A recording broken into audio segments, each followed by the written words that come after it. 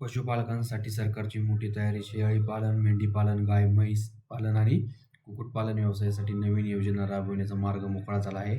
नेमका हा जी-आर काय सांगतो आणि पशुपालकांना याचा फायदा काय होणार? चला जाणून घेऊया. नमस्कार मित्रांनो, महाराष्ट्र शासनाने 1 जून 2026 रोजी एक महत्त्वाचा शासन निर्णय जारी केला आहे. हा शासन निर्णय मुख्यमंत्री ग्रामीण पशुधन उद्योगात योजना प्रभावीपणे राबवण्यासाठी आवश्यक असलेल्या नवीन लेखाशास्त्रांना सुधारित मंजुरी देण्याबाबत आहे. या जी-आरमध्ये 3 महत्त्वाच्या घटकांचा समावेश करण्यात आला आहे.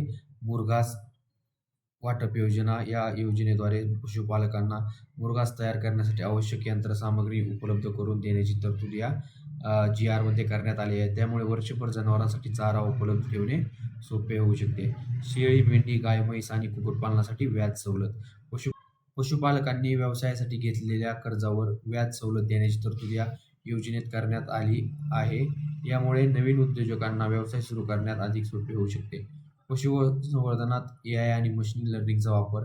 सर्वात विशेष बाब म्हणजे पशुसंवर्धन क्षेत्रात आर्टिफिशियल इंटेलिजन्स आणि मशीन लर्निंग तंत्रज्ञानाचा वापर करण्यासाठी स्वतंत्र तरतूद करण्यात आली आहे आणि यामुळे पशुधन व्यवस्थापन अधिक आधुनिक आणि कार्यक्षम बनवण्याचा प्रयत्न सरकार करत आहे.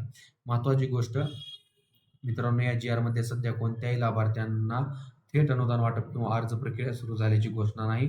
हा निर्णय फक्त योजना राबवण्यासाठी आवश्यक आर्थिक आणि प्रशासकीय तरतुदी दुरुस्त करून मंजूर करण्याबाबत आहे. त्यामुळे पुढे स्वातंत्र्य मार्गदर्शक सूचना किंवा अर्ज प्रक्रिया जाहीर होण्याची शक्यता आहे. जर तुम्ही शेळी पालन, मेंढी पालन, दुग्ध व्यवसाय किंवा कुक्कुटपालन व्यवसाय करत असाल तर हा जी-आर तुमच्यासाठी महत्त्वाचा ठरू शकतो.